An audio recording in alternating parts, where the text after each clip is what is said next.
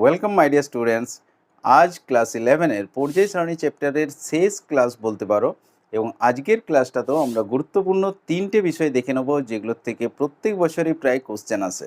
Number 1 হলো electron আসক্তি বা ইলেকট্রন অ্যাফিনিটি, এবং নাম্বার 2 হলো তড়িৎ ঋণাত্মকতা বা ইলেকট্রন নেগেটিভিটি, এবং নাম্বার 3 হবে কর্ণ সম্পর্ক বা ডায়াগোনাল রিলেশনশিপ। তাহলে দেখো, আজকের ক্লাসটাও খুব ইম্পর্ট্যান্ট এবং মন দিয়ে একটু শেষ পর্যন্ত ক্লাসটা করে নাও, খুব সহজ লাগবে। প্রত্যেক দিনের মতো আজকের ক্লাসটাও দেখো, খুব সহজ লাগবে। প্রথমেই আমরা যেটা দেখব সেটা হলো ইলেকট্রন আসক্তি বা ইলেকট্রন অ্যাফিনিটি বলা হয়। এটাকে সংক্ষেপে যদি বলো এ দ্বারা প্রকাশ করা যেতে পারে, ইলেকট্রন অ্যাফিনিটি। ঠিক আছে, ইলেকট্রন আসক্তি যেটাকে বলা হচ্ছে, ইলেকট্রনের প্রতি আসক্তি। আসক্তি কথাটার মানে তো জানো, চাহিদা। ইলেকট্রনকে নেওয়ার যে চাহিদা সেটাকেই বলা হচ্ছে ইলেকট্রন আসক্তি।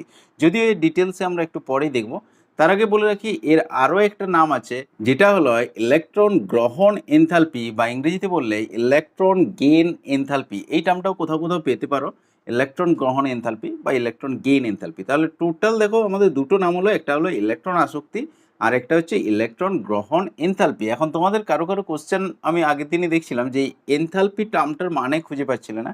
এটা হিট ভাবতে পারো, এনথালপি বলতে হিট বলতে পারো, বা তাপের যে পরিবর্তন ভাবতে পারো। মানে ইলেকট্রন গ্রহণ করলে কতটা তাপের পরিবর্তন হচ্ছে, তাপ ছেড়ে দিচ্ছে না তাপ গ্রহণ করছে, সেই বিষয়টাকে বোঝাচ্ছে এনথালপি। এটা থার্মোডিনামিক্সের টার্ম। তোমাদের যখন থার্মোডিনামিক্স নিয়ে আলোচনা হবে তখন এটা সম্পর্কে একদম ডিটেলস পাবে, কোনো চিন্তা নেই। এখন শুধু এটা মোটামুটি তাপের পরিবর্তন ভাবতে পারো, এনথালপি বলতে মোট তাপটাকেই বোঝানো হচ্ছে।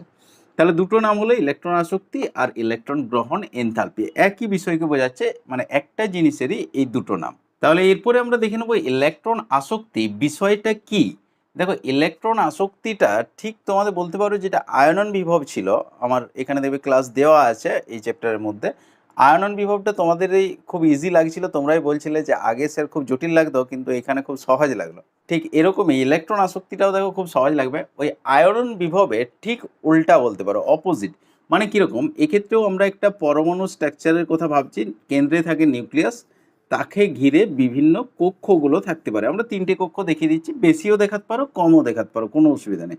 যদি তিনটে কক্ষ দেখাও তাহলে দুটো ইলেকট্রন থাকে প্রথম কক্ষে। আচ্ছা, তারপরে 8টা ইলেকট্রন থাকবে, তাই তো? এগুলো তো আমরা জানি। সেকেন্ড কক্ষে 8টা ইলেকট্রন থাকবে। আচ্ছা, তারপরে এটা ধরো লাস্টের কক্ষ, তাহলে এখানে একটাও দিতে পারো বা দুটোও দিতে পারো, তিনটাও দিতে পারো, চারটাও যে যত সংখ্যক খুশি মোটামুটি দিতে পারো। যত সংখ্যক বলতে ওই 8-এর মধ্যেই দেবে, তবে 2-3টে দেখিয়ে দেবে, তাহলেই হবে লাস্টের কক্ষে। মানে জাস্ট এটা তোমাদেরকে কনসেপ্টটা ক্লিয়ার করে দিচ্ছি, তোমাদেরকে এরকম ছবি আঁকতেও হবে না পরীক্ষার সময়। কনসেপ্টের জন্য এটা একটু দেখে রাখো। তাহলে এটা ধরো একটা একক একক বিচ্ছিন্ন পরমাণু, একক বিচ্ছিন্ন, বিচ্ছিন্ন বলতে আইসোলেটেড, বিচ্ছিন্ন পরমাণু যেটা ভূমিস্তরে রয়েছে, মানে এক্সাইটেড নয় কিন্তু, হ্যাঁ, নর্মাল অবস্থায় রয়েছে পরমাণুটা, একটা কোনো একটা পদার্থের গ্যাসীয় অবস্থায়। অবশ্যই এটা গ্যাসীয় একক বিচ্ছিন্ন পরমাণু একটা নেওয়া হয়েছে। তাহলে এই পরমাণুটা যেটা আয়নন বিভব ছিল সেটা কি ছিল, যে একটা ইলেকট্রনকে যদি বের করতে হয় তাহলে যতটা শক্তি দিতে হবে সেইটা হচ্ছে আয়নন বিভব ছিল, তাই তো? মনে আছে তো? একটা ইলেকট্রন বের করতে গেলে যতটা শক্তির প্রয়োজন লাস্টের কক্ষ থেকে, এটা ঠিক উল্টা হবে। মানে একটা ইলেকট্রনকে, এক্সট্রা একটা ইলেকট্রনকে যদি পরমাণুটাতে প্রবেশ করাতে হয়, দেখো ইলেকট্রনটা প্রবেশ করছে, তাহলে এক্ষেত্রে কী হবে, যে পরিমাণ শক্তি নির্গত হয়ে যায়, তাহলে এক্ষেত্রে এনার্জি বা শক্তি আমাদের বর্জন হবে, তাই তো? আইডিয়ালি যদি দেখো বর্জন হবে, তাহলে যে পরিমাণ এনার্জি বেরিয়ে যাচ্ছে এটা এনার্জি, এইটাকেই বলা হচ্ছে আমাদের ইলেকট্রন গ্রহণ এনথালপি বা ইলেকট্রন অ্যাফিনিটি। ব্যাপারটা বোঝা গেল? যেটা আমাদের আয়নন বিভব ছিল সেটার রেসপেক্টেই তুমি ভাবতে পারো। জাস্ট আমি একটু দেখিয়ে দিচ্ছি, আয়নন বিভবে কী ছিল, লাস্টের কক্ষ থেকে একটা ইলেকট্রনকে বের করতে যে পরিমাণ এনার্জি আমাদের দিতে হচ্ছিল, তাই তো? তাহলে লক্ষ্য করে দেখো, এইটা ছিল আয়নন বিভব, অর্থাৎ আয়নাইজেশন পোটেনশিয়াল বা আয়নাইজেশন এনথালপি আমরা বলতে পারি। তো এটাতে কী হয়েছিল, এনার্জি দিয়ে ইলেকট্রনটাকে বের করা হচ্ছিল। তার মানে যখন এনার্জি পরমাণুতে দিচ্ছিলে তখন ইলেকট্রন বেরিয়ে যাচ্ছিল, একজন ঢুকলে আরেকজন বেরিয়ে যাচ্ছে। দেখো, এনার্জি দেওয়া হচ্ছে, এনার্জি ঢুকছে, আর ইলেকট্রন বেরিয়ে যাচ্ছে। এটার ঠিক উল্টাটা হচ্ছে, এক্ষেত্রে ইলেকট্রনটা ঢুকছে, তার পরিবর্তে এনার্জি বেরিয়ে যাচ্ছে। ব্যাপারটা বোঝা গেছে? তাহলে ইলেকট্রন আসক্তি কি বোঝা গেল? আমি আরেকবার বলে দিচ্ছি যে কোনো মৌলের গ্যাসীয় একক বিচ্ছিন্ন পরমাণুর সর্ববহিস্থ কক্ষে একটা অতিরিক্ত ইলেকট্রনকে প্রবেশ করালে যে পরিমাণ শক্তি বর্জিত হয়, যে পরিমাণ শক্তি ত্যাগ করে, সেটাকেই বলা হচ্ছে ওই পরমাণুর ইলেকট্রন আসক্তি। তার মানে এখানে কি হলো দেখো, নতুন একটা ইলেকট্রনকে প্রবেশ করালে তার পরিবর্তে শক্তি বেরিয়ে গেল।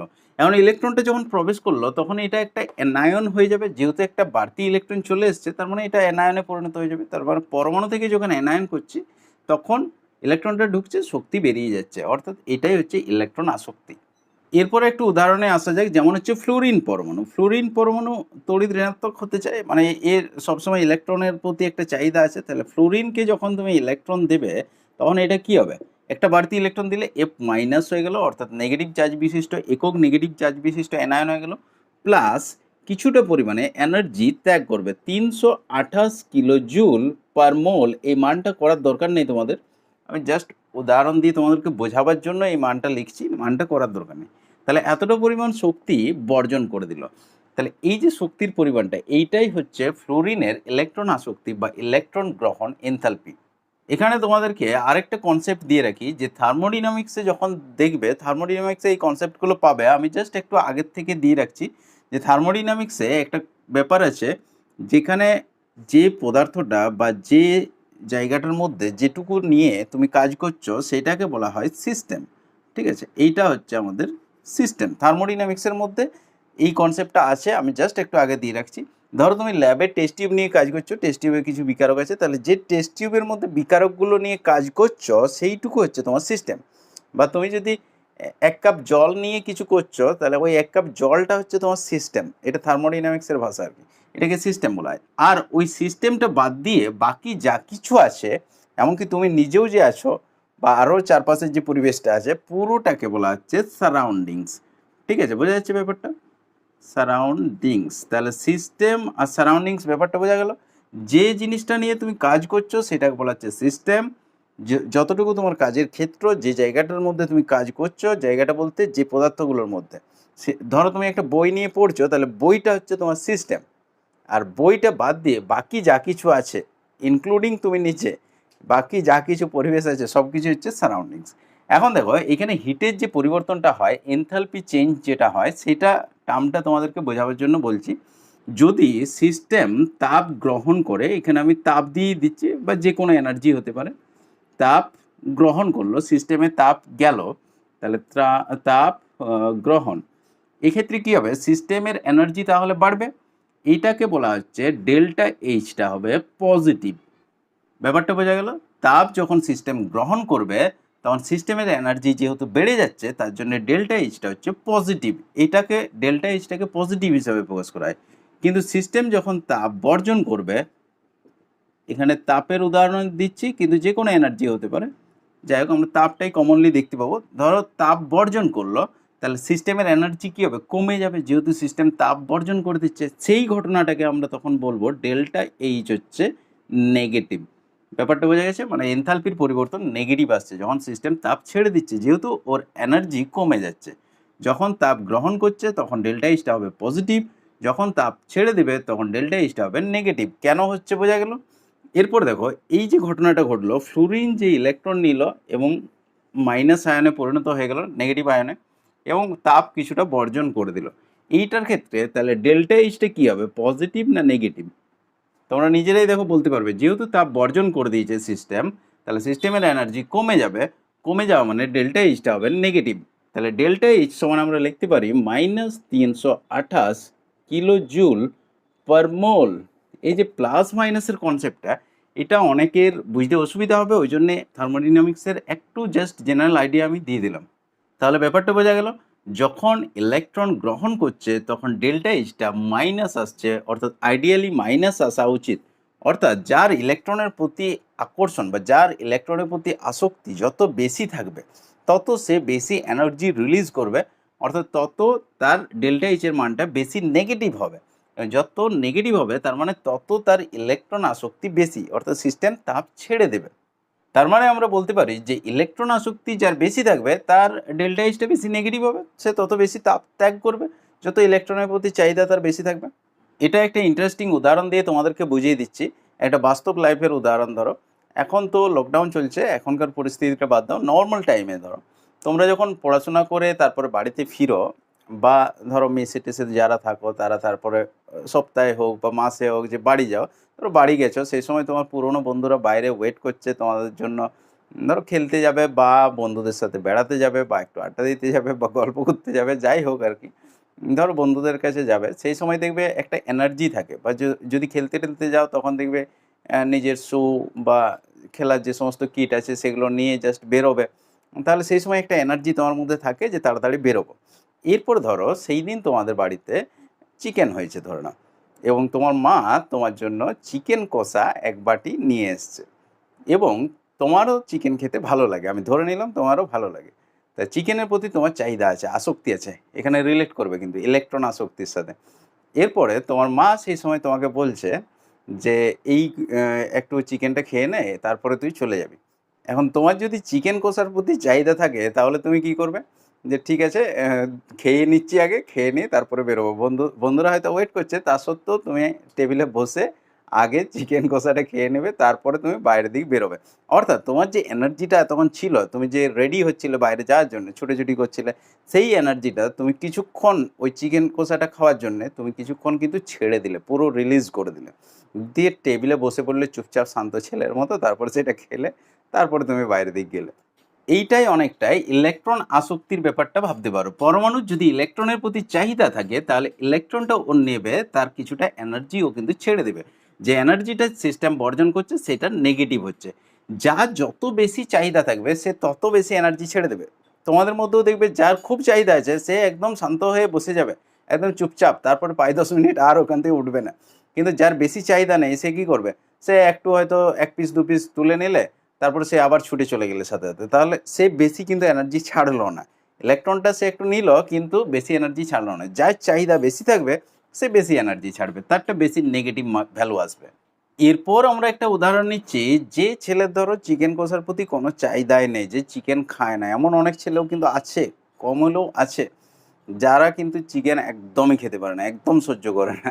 তো সেই রকম হচ্ছে বেরিলিয়াম। ধরো বেরিলিয়ামের ইলেকট্রনের প্রতি কোনো চাহিদা নেই, তাহলে বেরিলিয়ামকে যদি ইলেকট্রন খাওয়াতে হয়, অর্থাৎ ইলেকট্রন প্রবেশ করাতে হয়, বেরিলিয়াম তো খাবে না, ও প্রবেশ করবে, তাহলে বেরিলিয়াম মাইনাস হবে। কিন্তু এক্ষেত্রে লক্ষ্য করে দেখো, এর ইলেকট্রনের প্রতি তো কোনো চাহিদা নেই, তাহলে ইলেকট্রনকে দিচ্ছ, এ কি এনার্জি ছাড়বে? অর্থাৎ যে ছেলে ধরো চিকেনের প্রতি কোনো চাহিদা নেই, তাকে যদি চিকেন খাওয়াতে হয় তাহলে কীরকমভাবে খাওয়াতে হবে?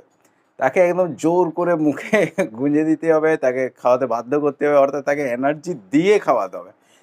একই রকম বেরিলিয়ামের ক্ষেত্রেও ঘটনাটা ঘটে, এক্ষেত্রে শক্তি বর্জন তো হয় না, উপরন্তু আমরা বলতে পারি যে শক্তি দিতে হয়। ইলেকট্রন প্রবেশ করাতে গেলে জোর করে শক্তি দিয়ে, বাইরে থেকে এনার্জি দিয়ে ইলেকট্রনকে প্রবেশ করাতে হয়। অর্থাৎ এক্ষেত্রে শক্তি আমরা দিচ্ছি, মানে এই দিকে আমরা এনার্জি লিখতে পারি, এক্ষেত্রে 66 কিলোজুল পার মোল এনার্জি লাগে, কিলোজুল পার মোল, তারপরে বেরিলিয়াম মাইনাস হয়। অর্থাৎ বেরিলিয়ামের সাথে ইলেকট্রন প্লাস 66 কিলোজুল পার মোল এনার্জি আমরা দিয়ে বেরিলিয়াম মাইনাস করছি। বা এটাকে এরকমভাবে লিখতে পারি, 66 কিলোজুল পার মোল, এইদিকে মাইনাস করে এদিকে প্লাস ছিল মানে এইদিকে মাইনাস হিসাবেও লিখতে পারি, মাইনাস 66 কিলোজুল পার মোল। এখন এক্ষেত্রে ডেল্টা এইচ এর মানটা কীরকম আসবে? বেরিলিয়ামের যে ইলেকট্রন গ্রহণ হলো এর যে এনথালপির পরিবর্তন, অর্থাৎ ডেল্টা এইচ, এক্ষেত্রে কী হয়েছে দেখো, সিস্টেমটাতে এনার্জি দিতে হয়েছে, জোর করে ইলেকট্রনটাকে প্রবেশ করানো হয়েছে, অর্থাৎ ইলেকট্রন এনার্জি দিতে হয়েছে, তাহলে সিস্টেম এনার্জি গ্রহণ করেছে, তার মানে পজিটিভ আসবে। তাহলে এটা প্লাস 66 কিলোজুল পার মোল আসবে। অর্থাৎ ইলেকট্রন গ্রহণ এনথালপি সবসময় যে নেগেটিভ আসবে এমন কোনো মানে নেই, কারো কারো ক্ষেত্রে পজিটিভ আসতে পারে। যদি ইলেকট্রনের প্রতি চাহিদা না থাকে সেক্ষেত্রে পজিটিভ আসবে, কারণ তখন এনার্জিটাও সিস্টেমের মধ্যে দিতে হবে, জোর করে ইলেকট্রনটাকে প্রবেশ করানো হচ্ছে। ব্যাপারটা বোঝা গেছে? তার মানে ওভারঅল আমাদের কি দাঁড়ালো না, যার ইলেকট্রনের প্রতি আসক্তি আছে সে এনার্জি ছেড়ে দেবে, অর্থাৎ তারটা মাইনাস আসবে, এবং যত বেশি আসক্তি থাকবে তত বেশি মাইনাস আসবে ডেল্টা এইচ এর মানটা। কিন্তু যার ইলেকট্রনের প্রতি আসক্তি নেই তার ক্ষেত্রে যদি ইলেকট্রন প্রবেশ করাতে হয় তাহলে বাইরের থেকে এনার্জি দিতে হবে, অর্থাৎ তার ক্ষেত্রে প্লাস আসবে, সিস্টেমকে এনার্জি দিতে হচ্ছে, ডেল্টা এইচ এর মানটা প্লাস আসছে।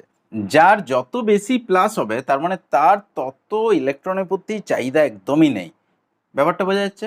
আর যার মাইনাস আসবে তার মানে সে এনার্জি ত্যাগ করে দিয়েছে, সে চুপচাপ চিকেন কষা খেতে বসে পড়েছে তার মানে। এখানে আরেকটা বিষয় বলে রাখি যে যখন কোনো মৌলের ইলেকট্রনের প্রতি চাহিদা থাকে, যেমন হচ্ছে অধাতু যেগুলো আছে এগুলো ইলেকট্রনের প্রতি চাহিদা থাকে, অক্সিজেন, নাইট্রোজেন, ফ্লোরিন, ক্লোরিন, এই ধারের যে অধাতুগুলো আছে সেগুলো ইলেকট্রনের প্রতি বেশ ভালো রকম চাহিদা থাকে। ধাতুগুলোর অতটা চাহিদা থাকে না, ওরা ইলেকট্রন বর্জন করতে চায়। এখন দেখো, অক্সিজেন যখন ইলেকট্রন গ্রহণ করছে একটা, তখন ও মাইনাস তৈরি করছে। তাহলে যে কোনো মৌলের যখন আমরা প্রথম ইলেকট্রন গ্রহণ এনথালপি বা ইলেকট্রন আসক্তিটা দেখছি, তখন সে এনার্জি ত্যাগ করে দিচ্ছে, এখানে কিছুটা এনার্জি উৎপাদন হবে, অর্থাৎ এনার্জি রিলিজ করবে। মানগুলোর দরকার নেই, মানগুলো করার দরকার নেই। তার মানে কি এক্ষেত্রে ডেল্টা এইচ এর মানটা কেমন আসবে? Delta H is equal to negative আসবে, তাই তো? ডেল্টা এইচটা নেগেটিভ আসবে। প্রথম যেটা ইলেকট্রন আসক্তি সেটা সবসময় নেগেটিভ আসবে যদি ইলেকট্রনের প্রতি আসক্তি থাকে।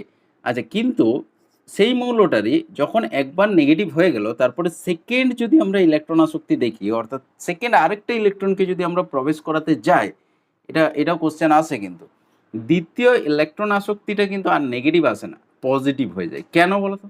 তখন জোর করে দিতে হয়। কেন? তার কারণ হচ্ছে এটা যখন নেগেটিভ হয়ে গেল একবার, যখন ও মাইনাস হয়ে গেছে, তখন এটা তো নেগেটিভ চার্জ, আর ইলেকট্রন মানেও নেগেটিভ চার্জ। তাহলে নেগেটিভ চার্জকে কি করবে? বিকর্ষণ করবে। অর্থাৎ দ্বিতীয় ইলেকট্রন গ্রহণ এনথালপি যেটা আসবে, সেক্ষেত্রে এনার্জি সিস্টেমকে দিতে হবে, অর্থাৎ মাইনাস এনার্জি এখানে লিখতে পারি। তার মানে ডেল্টা এইচ এর যে মানটা আসবে সেটা হবে পজিটিভ, অর্থাৎ এটা এনার্জি বাইরের থেকে দিয়ে ইলেকট্রনটা প্রবেশ করাতে হলো। ব্যাপারটা বোঝা গেছে? এটা স্বতঃস্ফূর্তভাবে হলো না, এটা এনার্জি দিতে হলো বাইরের থেকে, সিস্টেম এনার্জি গ্রহণ করলো আমরা বলতে পারি। এটা কোশ্চেন আসে মাঝে মধ্যে যে কোনো মৌলের প্রথম ইলেকট্রন আসক্তি নেগেটিভ আসে, এর নেগেটিভ ভ্যালু পাওয়া যায়, কিন্তু দ্বিতীয় ইলেকট্রন আসক্তির পজিটিভ ভ্যালু কেন আসে? তাহলে এটার উত্তরটা তোমরা দিতে পারবে খুব সহজেই, কারণ প্রথম ইলেকট্রন আসক্তির ক্ষেত্রে ওটা তো অ্যানায়ন হয়ে গেল, দ্বিতীয় যখন আবার ইলেকট্রন প্রবেশ করাতে যাবো তখন অ্যানায়ন আর ইলেকট্রনের নেগেটিভ চার্জ পরস্পরকে বিকর্ষণ করে, যে কারণে সিস্টেমে এনার্জি দিয়ে ইলেকট্রন প্রবেশ করাতে হয়। এই কারণে ডেল্টা এইচ এর মানটা পজিটিভ আসে। আচ্ছা, ইলেকট্রন আসক্তিরও আমরা একক দেখে নিতে পারি, অর্থাৎ ইউনিট একই হবে। যেমন আয়নন বিভবের পেয়েছিলাম, যেমন হচ্ছে ইভি পার অ্যাটম, এটা হতে পারে ইভি পার অ্যাটম বা কিলো ক্যালোরি পার মোল, সব এনার্জির একক, বা কিলো জুল পার মোল, এগুলো দিয়ে আমাদের প্রকাশ করা হয়। অর্থাৎ এগুলো দিয়ে দেখবে মানগুলো দেওয়া থাকে কখনো কখনো। এমনিতে তোমাদেরকে কোনো মান মুখস্থ করার দরকার নেই যে কতটা এনার্জি বর্জন হচ্ছে বা কতটা এনার্জি গ্রহণ হচ্ছে, তোমরা শুধু এককগুলো পারলে একটু পরিচিত হয়ে থাকবে। আর অ্যাকচুয়ালি প্লাস আসছে, ডেল্টা এইচটা মাইনাস আসছে না প্লাস আসছে, সেই বিষয়টা একটু বুঝে রাখবে। তোমাদের এমনিতে পর্যায় সারণী যে চ্যাপ্টারটা আছে তাতে আয়নন বিভব আর এই ইলেকট্রন আসক্তি, এই দুটোই হচ্ছে সবচেয়ে বেশি গুরুত্বপূর্ণ, এই দুটো খুব ভালোভাবে করে রাখবে। আচ্ছা দেখো, ইলেকট্রন আসক্তির এরপরে আমরা চলে আসবো ফ্যাক্টরসগুলো কী কী আছে, অর্থাৎ কোন কোন বিষয় ইলেকট্রন আসক্তিটাকে প্রভাবিত করে, মানে কোন কোন বিষয়গুলো লক্ষ্য রাখলেই তোমরা বুঝতে পারবে পরমাণুটার ইলেকট্রন আসক্তি বেশি হবে না কম হবে। আমি তো আগেই বলেছিলাম যে পর্যায় সারণীটা দেখেই তোমরা বলে দিতে পারবে কার কীরকম ধর্ম আসবে। যেমন হচ্ছে নিউক্লিয়াসের আধান, নিউক্লিয়াসের আধান বলতে জেডটাকে বোঝানো হয়। আগের দিন একজন আমাকে কমেন্ট করেছিলে যে জেড বলতে ব্যাপারটা কী বোঝায়, এটা হচ্ছে নিউক্লিয়াসের আধান, অর্থাৎ প্রোটনের নাম্বার, প্রোটন নাম্বারটাকে জেড দ্বারা প্রকাশ করা হয়।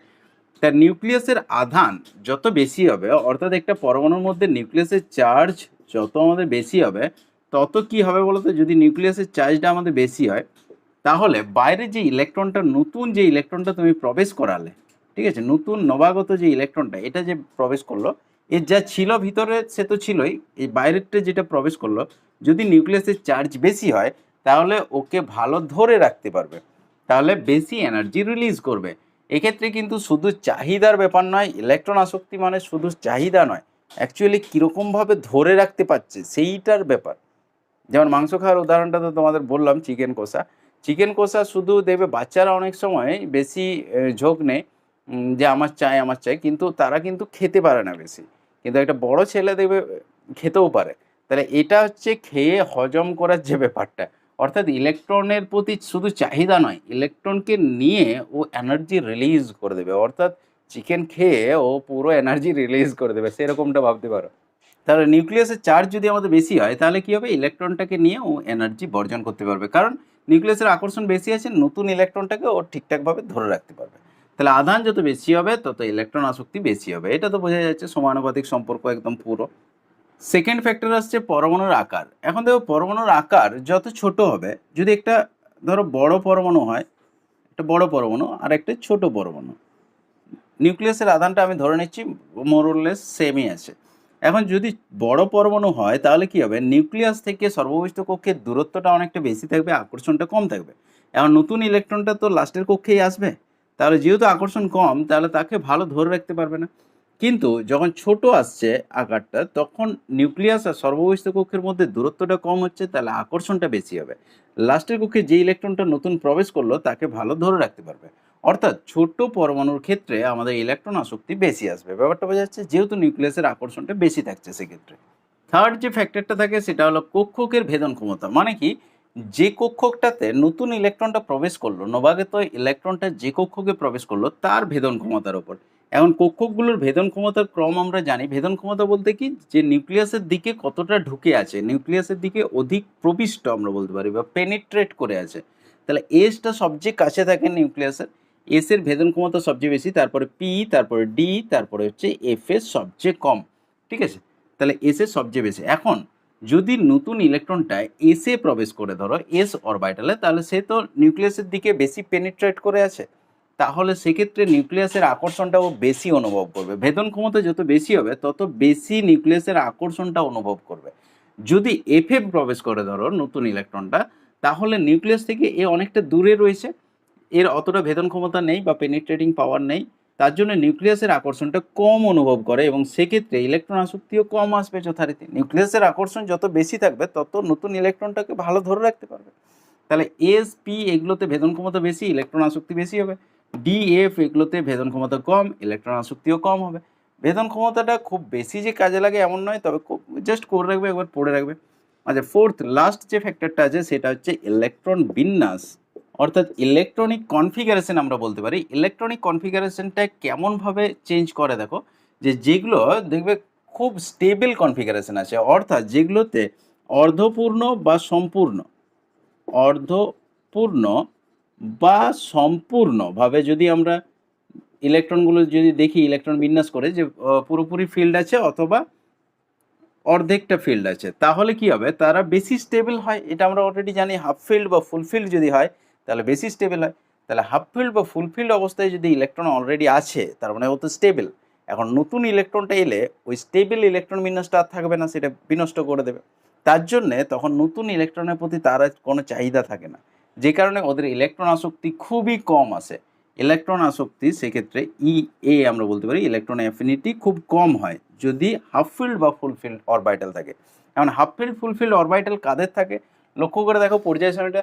আচ্ছা, এক্ষেত্রে লাইটের রিফ্লেকশন এখানটা আসবে, তোমরা একটু বইয়ের পর্যায় সারণীটাও সাইডে নামিয়ে রাখবে, তাহলে ওটা দেখে নিতে পারবে। দেখো, যেগুলো হচ্ছে গ্রুপ 2 এর মৌলগুলো আছে, অর্থাৎ যে ক্ষারীয় মৃত্তিকা ধাতুগুলো গ্রুপ 2 এ, আমি গ্রুপগুলো জাস্ট উল্লেখ করে দিচ্ছি তাহলে বুঝতে পারবে। গ্রুপ 2 এ, আচ্ছা, এটাতে হাফ ফিল্ড, এটা ফুল ফিল্ড পেয়ে যাবে, যে NS2 আসবে এটাতে, দেখবে এটা NS1, এটা NS2, তারপরে এটা N-1, ডিটা শুরু হয়েছে, ডিটা 10 হবে এই জায়গাতে, অর্থাৎ 2B যেটা 12, জিঙ্ক ক্যাডমিয়াম মার্কারি, এই যে গ্রুপটা আছে, অর্থাৎ 2A 2B, এটাতেও দেখবে ফুলফিল্ড অবস্থায় পাবে ডিটাকে। আচ্ছা, আরেকটা পাবে গ্রুপ 15 অর্থাৎ 5A, এটাতে পি অরবিটালটা দেখবে হাফ ফিল্ড থাকবে, অর্থাৎ গ্রুপ 5A, এটাতেও দেখবে হাফ ফিল্ড পাবে। এটাতে দেখবে NP3 আসবে, অর্থাৎ NS2 NP3 থাকবে এর।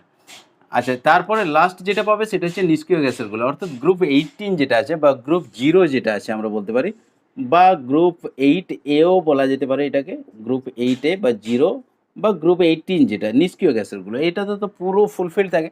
তাহলে এই যে গ্রুপের মৌলগুলো, এদের কি হয়, হাফ ফিল্ড বা ফুলফিল থাকছে, তার জন্য এদের ইলেকট্রন বিন্যাসটা যথেষ্ট স্টেবল। স্টেবল হওয়ার জন্য নতুন ইলেকট্রন যখন আসবে এদের স্টেবিলিটি নষ্ট হয়ে যেতে পারে, তার জন্য এরা নতুন কাউকে আর খুব একটা অ্যালাউ করে না, অর্থাৎ নতুন ইলেকট্রনের প্রতি চাহিদা থাকে না, ইলেকট্রন আসক্তি খুব কম আসে এদের। এমনকি দেখা যায় যে এদের ইলেকট্রন আসক্তির মানটা পজিটিভ চলে আসে, অর্থাৎ ডেল্টা এইচটা পজিটিভ আসে। তার মানে কি, জোর করে দিতে হয়। ওই যে বললাম, যে ছেলে ধরো মাংস খায় না, ধরো চিকেন খায় না, এমন অনেক ছেলে কিন্তু আছে, নেই যে তা নয়, তোমাদের মধ্যেও কেউ কেউ থাকতে পারো। তাহলে এদের ক্ষেত্রে কি আসবে, ডেল্টা এইচের মানটা পজিটিভ চলে আসবে, অর্থাৎ এরা তো এনার্জি ছাড়বেই না, এদেরকে জোর করে এনার্জি দিয়ে ইলেকট্রনটাকে প্রবেশ করাতে হবে। তাহলে এই হচ্ছে আমাদের ফ্যাক্টরসগুলো। এই ফ্যাক্টরসগুলোর সাহায্যে আমরা যে কোনো মৌলের ইলেকট্রন আসক্তি ব্যাখ্যা করে দিতে পারবো, দেখো খুব সুন্দরভাবে। এবং এখান থেকে কোশ্চেনও আসে প্রচুর, এরপর ইলেকট্রন আসক্তির আমরা পিরিয়ডিক ট্রেন্ডটা একটু দেখে নেব, অর্থাৎ পর্যায় বরাবর গেলে কি হবে আর শ্রেণী বরাবর গেলে ইলেকট্রন আসক্তির মানটা কেমন হবে। দেখো, পর্যায় বরাবর যদি আমরা বাম দিক থেকে ডান দিকে যাই তাহলে কি হবে, পরমাণুর সাইজটা ধীরে ধীরে ছোট হয়ে যাবে এবং নিউক্লিয়াসের চার্জটাও কিন্তু বাড়বে, নিউক্লিয়াসের চার্জও বাড়বে এবং সাইজটা ধীরে ধীরে ছোট হয়ে যাচ্ছে। কেন হচ্ছে দেখো, এখানে ধরো lithium, beryllium, boron, carbon, nitrogen, oxygen, fluorine যত বাম দিক থেকে ডান দিকে যাচ্ছে আমরা পরমাণুর সাইজ তো আগেই দেখেছি ধীরে ধীরে ছোট হবে। পরমাণুর সাইজ নিয়ে প্রথম আমাদের ট্রেন্ডটা আলোচনা হয়েছিল, এই চ্যাপ্টারের ভিডিও দেওয়া আছে আমার, দেখবে দরকার হলে আমি আই বাটনে লিঙ্ক দিয়ে দেবো, দেখে নেবে। পরমাণুর সাইজটাই কিন্তু মূল বিষয়, ওটার সাহায্যে কিন্তু সবগুলো দেখো ব্যাখ্যা হচ্ছে। আর কি হচ্ছে, নিউক্লিয়াসের চার্জটাও বাড়ছে, অর্থাৎ লিথিয়ামের ক্ষেত্রে 3 ছিল, বেরিলিয়ামের ক্ষেত্রে 4, বোরনের ক্ষেত্রে 5, কার্বনের 6, 7, 8, 9 এরকম পরপর বৃদ্ধি পাচ্ছে। তার নিউক্লিয়াসের চার্জও বাড়ছে এবং সাইজটাও ছোট হচ্ছে এবং ইলেকট্রনও বাড়ছে অবশ্যই, কিন্তু ইলেকট্রনগুলো সব একই সর্ববহিস্থ কক্ষে এসে প্রবেশ করছে, তাহলে কী হবে, আকর্ষণটা বৃদ্ধি পাচ্ছে। এখন যত আকর্ষণ বৃদ্ধি পাবে, যত ছোট হবে এমনিতেই নিউক্লিয়াস আর সর্ববহিস্থ কক্ষের মধ্যে আকর্ষণটা বেশি। তার মানে কি, নতুন ইলেকট্রনটাকে তত ভালো ধরে রাখতে পারবে, ইলেকট্রনের প্রতি যেহেতু আকর্ষণ আছে তার জন্য বেশি ধরে রাখতে পারবে। অর্থাৎ যদি আমরা বাম দিক থেকে ডান দিকে যাই তাহলে বৃদ্ধি পাবে কার মানটা, ইলেকট্রন আসক্তি, অর্থাৎ ইলেকট্রন অ্যাফিনিটি বা ইলেকট্রন গেইন এনথালপি আমরা বলতে পারি, ইলেকট্রন গ্রহণ এনথালপি ধীরে ধীরে বৃদ্ধি পাচ্ছে। বৃদ্ধি পাচ্ছে মানে কোন মানটা বৃদ্ধি পাচ্ছে বলো তো, নেগেটিভ মানটা বৃদ্ধি পাচ্ছে, অর্থাৎ ডেল্টা এইচটা বেশি নেগেটিভ হবে, ডেল্টা এইচের মানটা বেশি নেগেটিভ হবে। অর্থাৎ ইলেকট্রনের প্রতি চাহিদা আছে, তাহলে এনার্জি কী করবে, ছেড়ে দেবে। সিস্টেম যখন এনার্জি ছেড়ে দেয় তখন সেটা নেগেটিভ আসবে ডেল্টা এইচের মানটা। অর্থাৎ আমরা বলতে পারি কি না, যত ইলেকট্রনের প্রতি আসক্তি বাড়ছে তত ইলেকট্রন আসক্তির মানটা নেগেটিভ আসছে, নেগেটিভ ভ্যালুটা বৃদ্ধি পাচ্ছে তত। নেগেটিভ ভ্যালুটা বৃদ্ধি পাওয়ার অর্থই হলো ইলেকট্রনের প্রতি আসক্তিটা বাড়ছে।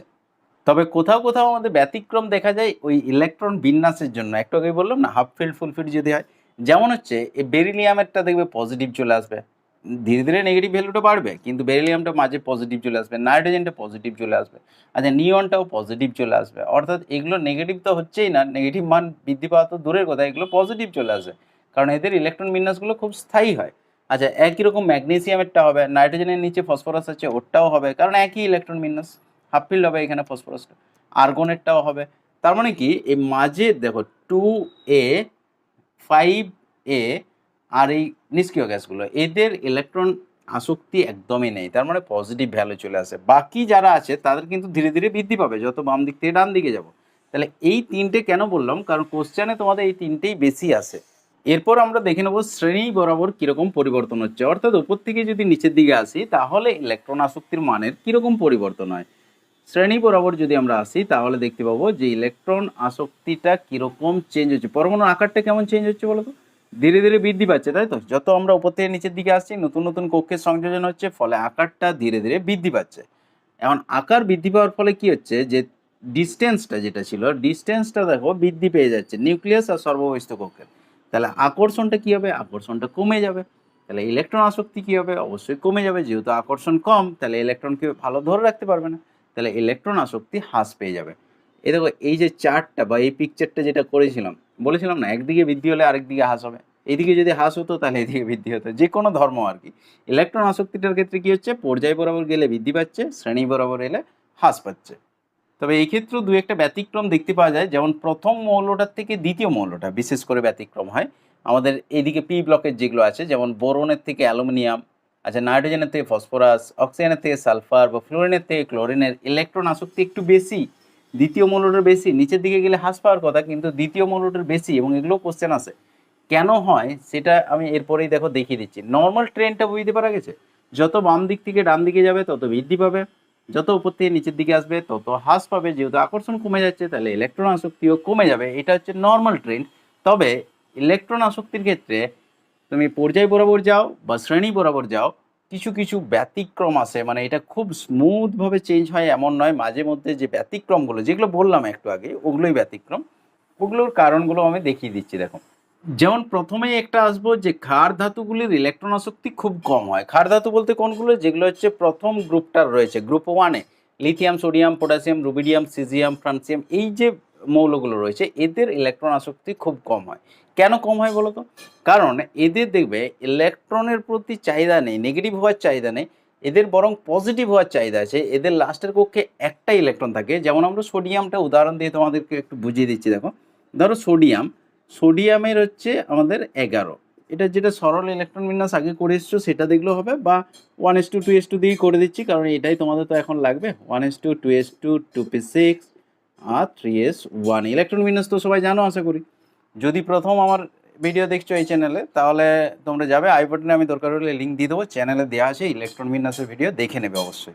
ইলেকট্রন বিন্যাস কিন্তু খুব মাস্ট, মানে কেমিস্ট্রিতে ইলেকট্রন বিন্যাস যদি না জানো তাহলে কিন্তু সব জায়গায় হোঁচট খাবে। ইলেকট্রন বিন্যাস জানতেই হবে। এখন দেখো, সোডিয়ামের ইলেকট্রন বিন্যাস হলো এটা। তাহলে এক্ষেত্রে আমরা এটা শর্ট ইলেকট্রন বিন্যাসটাও আমরা শিখেছিলাম, মনে আছে? এই যে 10 পর্যন্ত, এটাকে আমরা নিয়ন করে দিতে পারি 1:2:2p6, এটা নিয়ন করে দিতে পারি, নিয়ন তারপরে 3s1। ঠিক আছে, তাহলে সোডিয়ামের ক্ষেত্রে দেখো, এই একটা ইলেকট্রন যেটা লাস্টের ইলেকট্রন, এর সাইজও যথেষ্ট বড়, যেহেতু বাম দিকে আছে, সাইজও সবচেয়ে বড়র দিকে আছে, তার মানে এর সাইজও বড় এবং লাস্ট ইলেকট্রনটার প্রতি এর কোনো আকর্ষণ সেরকম নেই। এবং এই একটা ইলেকট্রন যদি ত্যাগ করে দিতে পারে, এ কিন্তু নিষ্ক্রিয় গ্যাসের মতো ইলেকট্রন বিন্যাসটা পেয়ে যাবে। তবে এই 3s1টা যদি ত্যাগ করে দেয় তাহলে নিয়নের ইলেকট্রন বিন্যাসটা পেয়ে যাবে। তার জন্যে ক্ষার ধাতুগুলোর সবসময় চেষ্টা থাকে যে লাস্টের কক্ষের সকল ক্ষার ধাতুগুলোতেই দেখবে লাস্টের কক্ষে একটা করে ইলেকট্রন আছে, ওই লাস্টের একটা ইলেকট্রনকে বর্জন করে দিতে। যদি একটা ইলেকট্রনকে বর্জন করে দেয় তাহলেই নিষ্ক্রিয় গ্যাসের মতো স্টেবল ইলেকট্রন বিন্যাস পেয়ে যাবে।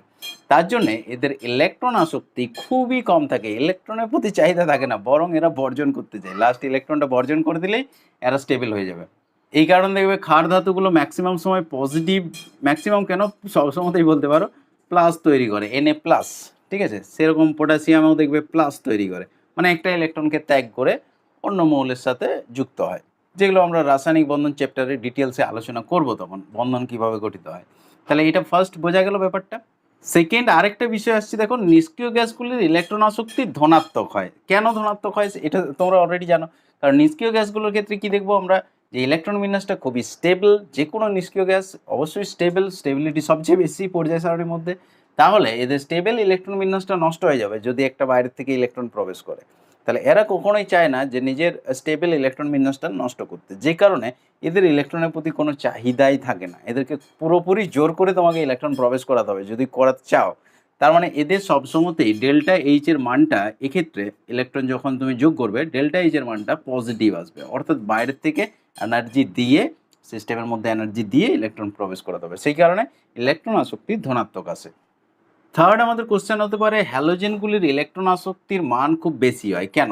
কারণ হ্যালোজেনগুলো যদি আমরা ইলেকট্রন বিন্যাস দেখি, একই তো হ্যালোজেনগুলো একদম দেখো ডান দিকে আছে, পর্যায় সারণীতে পর্যায় বরাবর যদি আসো একেবারে ডান দিকে আছে, নিষ্ক্রিয় গ্যাসগুলো ঠিক আগেটাতে। তাহলে হ্যালোজেনগুলো আর একটা ইলেকট্রন যদি গ্রহণ করতে পারে তাহলেই নিষ্ক্রিয় গ্যাসের ইলেকট্রন বিন্যাস লাভ করতে পারবে।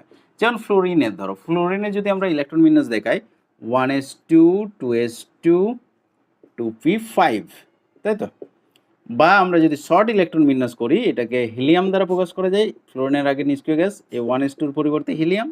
আচ্ছা, 2s2 2p5 আমরা বলতে পারি। এইরকমভাবে যতগুলো হ্যালোজেন আছে সবারই দেখবে আমরা যে কোনো এক্স মৌলের, এক্স বলতে হ্যালোজেন যে কোনো, ফ্লোরিন, ক্লোরিন, ব্রোমিন, আয়োডিন, এদের ইলেকট্রন বিন্যাস দেখবে লাস্টের কক্ষে আসবে ns2 np5, তাই তো? তাহলে হ্যালোজেনগুলোর তো np5 যদি আর একটা ইলেকট্রন পেয়ে যায় তাহলে ns2 np6 হয়ে যাবে, যেটা নিষ্ক্রিয় গ্যাসের ইলেকট্রন বিন্যাস। নিষ্ক্রিয় গ্যাসগুলোর ক্ষেত্রে কি হয়, ns2 np6 পুরো ফুলফিল থাকে, এটা নিষ্ক্রিয় গ্যাসগুলোর। আচ্ছা, হ্যালোজেনগুলো আর একটা পেলেই এদের মতো হয়ে যাবে, তার জন্য একটা ইলেকট্রন গ্রহণের জন্য এদের খুব বেশি চাহিদা থাকে। অর্থাৎ এরা চায় সবসময়তেই যে কোনো রকম একটা ইলেকট্রন যদি আমি কোথা থেকেও পেয়ে যাই তাহলে কী হবে, আমার ইলেকট্রন বিন্যাসটা স্টেবল হয়ে যাবে। সেই কারণে একটা ইলেকট্রন নেওয়ার খুব বেশি চাহিদা থাকে, তার জন্য ইলেকট্রন আসক্তি খুব বেশি হয়। ব্যাপারটা বোঝা গেছে? আশা করি খুব সহজেই বুঝতে পারছো ব্যাপারগুলো। যদি কারো অসুবিধা থাকে অবশ্যই কমেন্ট করবে। নাম্বার 4 আমরা দেখব যে ক্লোরিনের ইলেকট্রন আসক্তি ফ্লোরিনের চেয়ে বেশি কেন? অর্থাৎ আমরা যে গ্রুপ বরাবর যখন এসেছিলাম তখন কি দেখেছিলাম, সাইজ বড় হয়ে যাচ্ছে, আকর্ষণ কমে যাচ্ছে নিউক্লিয়াস আর সর্ববহিস্থ কক্ষের, তাহলে ইলেকট্রন আসক্তির মান কমে যাবে। এটা আমরা দেখেছিলাম নর্মাল ট্রেন্ডে। আচ্ছা, এখানটা যদি লাইটের বেশি রিফ্লেকশন হচ্ছে, বই থেকে একটু দেখে নেবে। কিন্তু ফার্স্টের থেকে সেকেন্ড মৌলটা, যেটা তোমাদেরকে একটু আগে আমি বলেছিলাম, দেখবে যে সেকেন্ড মৌলটার ইলেকট্রন আসক্তি বেশি হয়। ফ্লোরিন ক্লোরিনে একই ঘটনা ঘটে, অক্সিজেন সালফারও সেম ঘটনা ঘটে, নাইট্রোজেন ফসফরাসও সেম ঘটনা ঘটে। অর্থাৎ এই দ্বিতীয়গুলো বেশি, মানে প্রথম মৌলটার থেকে দ্বিতীয় মৌলটার ইলেকট্রন আসক্তি বেশি। বোরনের থেকে অ্যালুমিনিয়ামের ইলেকট্রন আসক্তি বেশি, এরকমভাবে সবগুলোরই হয়। এবং এই কোশ্চেনটা ফ্লোরিন ক্লোরিনের এই যে কোশ্চেনটা, এটা হচ্ছে ভেরি ভেরি ইম্পর্ট্যান্ট কোশ্চেন, একদম প্রায়ই আসে তোমাদের। তাহলে ক্লোরিনের ইলেকট্রন আসক্তি ফ্লোরিনের চেয়ে কেন বেশি হয়? বেশি হওয়ার তো কথা নয়, কিন্তু তবুও বেশি হয়। মানে ইলেকট্রন আসক্তিটা দেখো পজিশন অনুযায়ী যদি দেখি আমরা, ফ্লোরিনের পর ক্লোরিন আছে, তারপরে ব্রোমিন আছে, তারপরে আয়োডিন আছে, অ্যাসিটিনটা বাদ দিচ্ছি। এখন দেখো তাহলে এগুলোর মধ্যে ফ্লোরিনের সবচেয়ে বেশি হওয়ার কথা ছিল, তারপরে ক্লোরিন, তারপরে ব্রোমিন, তারপরে আয়োডিন। কিন্তু অ্যাকচুয়ালি যেটা ঘটে, ক্লোরিনের সবচেয়ে বেশি হয়, তারপরে ফ্লোরিনটা চলে আসে, তারপরে ব্রোমিন, তারপরে আয়োডিন, অর্থাৎ ধীরে ধীরে হ্রাস পাচ্ছে। তার মানে ক্রমটাতে দেখো একটু অ্যাবনর্মালিটি আসছে, অর্থাৎ ক্লোরিনটা আগে চলে আসছে। এই ক্রমটাও ভালো করে রাখবে, অনেক সময় সাজাতেও দেই তোমাদেরকে, ফ্লোরিনটা বেশি হওয়ার কথা কিন্তু ক্লোরিনটা সবচেয়ে বেশি থাকে। কেন হয় এরপরে দেখিয়ে দিচ্ছি। দেখো ফ্লোরিনের ক্ষেত্রে আমরা যে ইলেকট্রন বিন্যাসটা দেখলাম, এখান থেকেই বুঝতে পারবে 2s2 2p5। ফ্লোরিনের যদি লাস্টের কক্ষের ইলেকট্রন বিন্যাস দেখি আমরা, ফ্লোরিনটা 9, তাহলে লাস্টের কক্ষে হচ্ছে 2s2 2p5, অর্থাৎ শেষ ইলেকট্রনটা মানে শেষ অরবিটালে যখন ইলেকট্রন প্রবেশ করাবে, ইলেকট্রন আসক্তি মানে কি লাস্টের কক্ষে ইলেকট্রন প্রবেশ করাতে হবে। সেটা কোথায় প্রবেশ করবে? 2p কক্ষে প্রবেশ করবে, ঠিক আছে।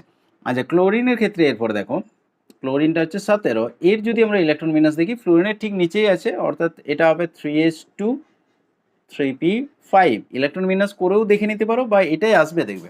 তাহলে এর ক্ষেত্রে লাস্টের কক্ষে যখন আমরা ইলেকট্রন প্রবেশ করাবো ইলেকট্রন আসক্তি মেজার করার জন্য, তখন 3pতে ইলেকট্রনটা প্রবেশ করবে। এখানে দেখো 2p থেকে 3p সাইজটা একটু বড় আছে। এক্ষেত্রে তোমাদেরকে একটা মজার উদাহরণ দিচ্ছি। ফ্লোরিনটাকে ভাবতে পারো ছোট ছেলে, আর ক্লোরিনটাকে ভাবতে পারো একটু বড় ছেলে। অর্থাৎ তোমাদের যদি কেউ ভাই থাকে, ছোট ভাই থাকে, তাহলে সেরকম ভেবে নিতে পারো। এখন চিকেন কষার উদাহরণটা আবার দেওয়া যাক। কারো সত্যি সত্যি খেতে মন যাচ্ছে না তো? যদি মন যায় বাড়িতে বলবে, নেক্সট দিনে করে নেবে। আচ্ছা দেখো, ফ্লোরিনটা ছোট ছেলে আর ক্লোরিনটা হচ্ছে বড় ছেলে, মানে তুমি হচ্ছে ক্লোরিন আর তোমার ছোট্ট যে ভাইটা আছে সেটা হচ্ছে ফ্লোরিন। যদি না থাকে একটু কল্পনা করে নেবে। তাহলে দেখো যখন দেখবে বাড়িতে চিকেন কষা হচ্ছে, তোমার ছোট্ট যে ভাইটা আছে তার হয়তো চাহিদা বেশি থাকতে পারে, সে ঝোঁকটা বেশি করতে পারে যে না আমারও চাই, আমারও চাই, দাদার মতো চাই, অতটা বেশি চাই, ঠিক আছে। কিন্তু তার তো পেটের সাইজে ছোট, অর্থাৎ তার পেটে ধরবে না তো। তাহলে তো তোমার মতোই যদি এক বাটি ওকেও দেওয়া হয়, ও কিন্তু অতটা খেতে পারবে না, ঠিক আছে। দুজনেই বসে পড়লে দুজনকারই চাহিদা আছে চিকেন খাওয়ার জন্য, ঠিক আছে, ফ্লোরিনও আছে ক্লোরিনও আছে। কিন্তু এর ক্ষেত্রে যেহেতু ছোট ছেলে, তার জন্য কী হবে, ও 2 পিস 3 পিস খাওয়ার পরেই দেখবে আর খেতে পারছে না, আর নিতে পারছে না, তারপরে উঠে যাচ্ছে, অর্থাৎ ও অতটা এনার্জি রিলিজ করতে পারলো না। কিন্তু তুমি যে বড় ছেলে, সে কী হবে, সে যতটা দিয়েছে এক বাটি পুরোটাই খেয়ে নিতে পারবে, এবং তার জন্য যতটা সময় দরকার ততক্ষণ ধরে একদম এনার্জি রিলিজ করে বসে থাকবে। অর্থাৎ তুমি অনেক বেশি এনার্জি রিলিজ করতে পারবে দেন কার থেকে, তোমার ভাইয়ের থেকে। ঠিক একই ঘটনাটা ঘটে ফ্লোরিন আর ক্লোরিনের ক্ষেত্রে। এর ক্ষেত্রে যখন নতুন একটা ইলেকট্রন প্রবেশ করে, তখন কি হয়, এর মধ্যে যে 2p কক্ষকটা তো ছোট, 2p কক্ষকের থেকে 3p কক্ষকটা আকারে বড়।